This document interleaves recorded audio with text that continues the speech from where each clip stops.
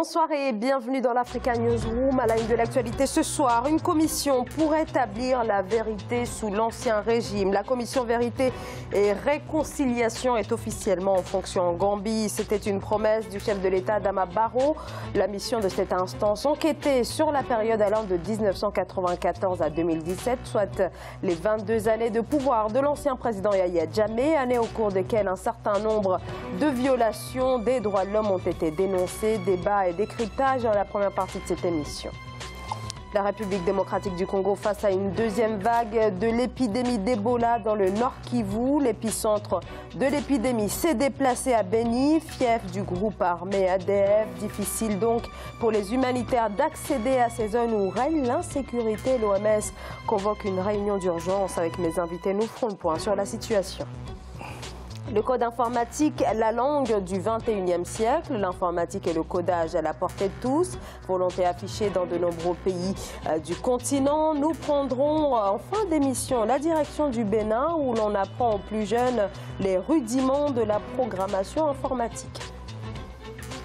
Et voici nos invités de ce soir. Laurence Dong, bonsoir. Bonsoir. Vous êtes chercheuse en sciences de l'éducation et membre de la campagne internationale Tournons la page. À vos côtés, Mahamat Assilek Alata, bonsoir. Bonsoir. Vous êtes directeur de la publication Tchad Anthropus Tribune. Et à mes côtés, Salif Kone, bonsoir. Bonsoir. Vous êtes spécialiste des questions de sécurité et de défense. Merci à tous les trois d'avoir accepté notre invitation. On place tout de suite à notre premier débat.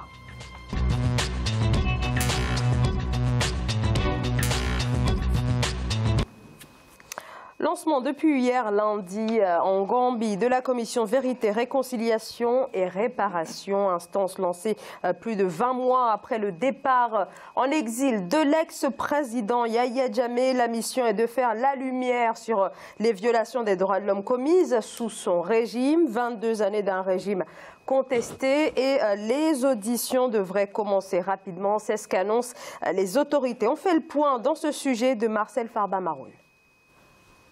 Faire la lumière sur les exactions commises durant les 22 ans de pouvoir de Yahya Jammeh et permettre aux victimes de s'exprimer, tel est le but de la création de la commission Vérité, Réconciliation et Réparation, lancée lundi 15 octobre 2018 en Gambie. De 1994, année du putsch mené par Yahya Jammeh, alors lieutenant de l'armée, à 2017, année de sa défaite surprise à l'élection présidentielle, les 11 commissaires choisis à cet effet auront 2 ans pour mener des enquêtes. Quand on parle du laps de temps de 2 ans, bien évidemment que ce ne serait pas suffisant, mais je crois que dans le cas de la Gambie, il faut aller étape par étape. Et il faut aussi redonner confiance aux fils de la Gambie pour retourner au bercail et participer aujourd'hui à cette phase de transition démocratique qui souffle en Gambie. Pour une fois, depuis des décennies, les populations gambiennes, qui pour beaucoup d'entre elles ont été privées de leur liberté d'expression, auront enfin droit à la parole. Des témoignages et des audiences publiques pour certains dossiers clés seront ainsi recueillis. En outre, ladite commission devrait permettre de créer un dialogue national. On a vraiment œuvré pour obtenir ce que nous avons aujourd'hui en Gambie, c'est-à-dire une démocratie où chacun est capable d'exprimer ses envies, ses intentions, sans avoir à répondre à une police secrète. Et là, je parle de la fameuse NIA qui a créé vraiment le trouble et une tyrannie sans précédent. En janvier 2017, sous la pression de plusieurs États et autres institutions, Yahya Jammeh finit par se retirer du pouvoir après un long bras de fer ayant suivi sa défaite à l'élection présidentielle qu'il avait pourtant acceptée. Sous son magistère, il lui est notamment reproché des restrictions à la liberté de la presse ainsi que des violations des droits de l'homme. Alors la grande question est donc de savoir jusqu'où peuvent aller ces enquêtes. Est-ce que la réconciliation peut véritablement aboutir sans que la question du jugement et donc de l'extradition de l'ancien président Yahya Jammeh ne soit posée? Laurence Dong. C'est déjà une très bonne chose qu'il y ait cette commission. L'intitulé de la commission est déjà révélateur. C'est vérité, réconciliation et réparation. On ne peut pas avoir de réconciliation si on ne connaît pas la vérité. C'est vrai que Yahya Jammeh est peut-être là où il est, mais les victimes ont besoin de s'exprimer. Les gens ont besoin de raconter ce qu'ils ont vécu. Ça, c'est déjà le début même des réparations. Avoir la parole, pouvoir s'exprimer, pouvoir raconter ce qui nous est arrivé. Parce que dans ces contextes-là, il y a des choses tellement inouïes que lorsqu'on les entend, on se demande si c'est la réalité. C'est tellement surréaliste et je crois que c'est bien déjà de commencer par faire la vérité, parce qu'il y a beaucoup de disparitions, parce que là, dans l'élément, on passe rapidement, hein, on lui a reproché des violations des droits de l'homme. C'est trop global. Ils ont eu droit, les Gambiens, à des emprisonnements, des arrestations, des emprisonnements arbitraires. Il y a eu des disparitions forcées, où il y a des personnes... On parle d'exécutions extrajudiciaires. Il y a eu des exécutions extrajudiciaires. Il a quand même décidé à un moment donné, Yaya Jammeh, de faire exécuter tous les prisonniers. Quoi. Je pense que c'était en 2012, je ne sais plus en quelle année. Il a décidé de faire exécuter tous les prisonniers comme ça un bon matin. Et il a estimé que ce n'était pas un problème, que ce n'était pas grave. Donc c'est bien que la vérité déjà soit faite, que la lumière soit faite sur toutes ces violations des droits humains. Ça va déjà aider les familles, les victimes à pouvoir se reconstruire. Après, c'est une autre phase de pouvoir juger Yaya Jammeh en tant que tel, mais il faut bien commencer quelque part. Mahamat Assimi Kalata. C'est une très bonne chose, mais il faut faire attention. Par expérience, vous nous direz, hein, dans la plupart des pays africains, on a ce cas de choses quand il s'agit de la dictature. Vérité, justice, réconciliation, c'est bien beau, mais il faut faire attention à ne pas glisser sur la pente. Parce que souvent, quand un régime aussi autocratique comme celui de Yaya Jammeh s'efface, ceux qui viennent après, il y a toujours de chasse aux sorcières. Et moi, je pense que quand on pose ce genre de sujet, il faudrait penser à la génération d'après. C'est-à-dire permettre à tout le monde de s'exprimer, comme elle le dit, Madame Ndong, mais il faudrait situer les responsabilités. Chercher à situer les responsabilités, même si, de façon pénale, incombe à M. Jammeh en tant que président de la République pendant ce temps-là, mais il faut situer les responsabilités. Il faut chercher à savoir qui a fait quoi, pourquoi et en quelles circonstances. C'est comme ça qu'on peut rétablir les choses et se dire plus jamais ça. L'exemple en Afrique du Sud, je pense, est tout à fait indiqué.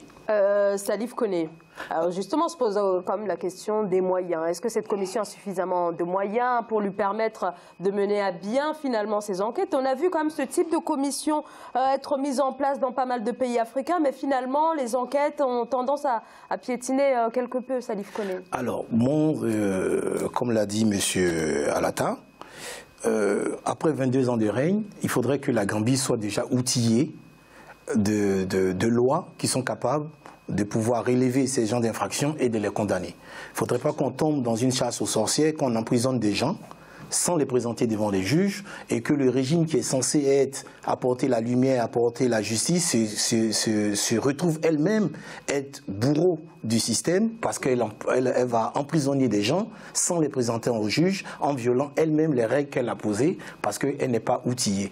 Ça fait des années que le régime a torturé des gens, il y a des disparitions sur l'ensemble du territoire et il y a des procès qui sont déjà engagés et qu'ils sont toujours ajournés parce que faute de preuves. Donc on a eu des agents qui ont soi-disant, entre guillemets, participé de près ou de loin à des crimes sur... Alors des agents des services de renseignement de l'ancien régime qui ont été remis en liberté pour faute de preuves. Donc la collecte d'informations, la collecte de preuves pour apporter la véracité de la culpabilité de chacun est vraiment un parcours de combattant. Et je pense qu'aujourd'hui, ce procès, dans un premier temps, est l'ouverture vers la réconciliation. Mais je pense, en termes techniques, que la Gambie toute seule ne pourra pas avoir, en 2 ans, le temps, le matériel, les lois pour pouvoir juger ces têtes de procès. Moi, je suis parfaitement d'accord avec lui. C'est que on a eu des cas, hein, un peu au Tchad, par exemple, dans d'autres pays. Le problème de vérité et réconciliation, il faudrait d'abord voir l'indépendance de la justice. Ceux qui prêtent serment, il faudrait que ce soit des gens bien désignés, qui ne sont pas, je veux dire, victimes ou bourreaux quelque part. Et à partir de là, le problème de moyens se pose. Le problème qui va se poser aujourd'hui pour la Gambie, c'est de ne pas se retrouver dans une espèce de vouloir faire la justice et être bourreau en même temps. Le problème qui va se poser aujourd'hui, c'est l'avenir de la Gambie. S'il rate cela, après on se retrouve dans une espèce de serpent qui se mord la queue. Celui-là, il arrive pour vouloir régler le compte à l'autre, celui-là, il arrive pour vouloir régler... Et là, on ne s'en sort pas. Il faut vraiment situer les responsabilités, désigner les gens, les vrais coupables, et à ce moment-là, on peut parler de réparation. Alors, donc, vous dites donc justice, mais prudence. Mais prudence. Et aujourd'hui, l'histoire nous a montré que tous les pays où on a eu des conflits, où des chefs d'État ont quitté le pouvoir de façon draconienne, on se rend compte que si nous ne sommes pas outillés, si nous ne sommes pas réconciliés, on fait place à des violences sur le terrorisme. On voit au Mali, on voit au Burkina, on voit en Centrafrique, on voit un peu partout sur le continent, que quand ce virage-là est mal amorcé, c'est un terreau pour envoyer d'autres problèmes qui n'ont rien à voir avec les populations gambiennes elles-mêmes, parce qu'on a certaines personnes... à l'exclusion. Voilà. À l'exclusion d'une partie de Gambiens qui se reconnaissent en Niamey, qui peuvent être 300 000, 200 000, 100 000 ou 100 personnes. C'est des Gambiens qu'on exclut et qui peuvent être demain un problème pour le processus de réconciliation ou de paix. C'est pourquoi il faut faire attention. Moi, je suis d'accord avec vous, de la prudence. Justice, mais de la prudence. Alors, quand même, la grande question, et j'en viens quand même, je reviens sur ma question initiale, à savoir, que va-t-il se passer pour l'ex-président Yaya Jammeh? Parce que, alors, beaucoup de Gambiens saluent bien évidemment l'arrivée de cette commission, mais disent que voilà, la réconciliation ne peut se faire qu'avec l'extradition du président Yaya Jammeh qui se trouve donc actuellement en Guinée équatoriale pour qu'il puisse donc être jugé. Laurence donc. Alors, je voudrais revenir un peu sur ce que disait M. Assilé Kalata tout à l'heure, quand il parle d'exclusion de certains Gambiens. Je suis d'accord avec le fait qu'il faut absolument être prudent. Il ne s'agit pas de vengeance personnelle. C'est pour ça qu'il est très important que les commissaires, puisqu'il y a 12 commissaires qui ont prêté serment, que ces commissaires-là eux-mêmes soient vraiment des personnes qui soit n'ont pas été victimes, soit n'ont pas été elles-mêmes des bourreaux, d'accord? Ça, c'est une bonne chose. Mais qu'on dise qu'on va exclure certains Gambiens qui sont des pro-Jammeh, non, parce qu'on n'attaque pas les pro-Jammeh. Vous dites bien que les responsabilités devront être situées.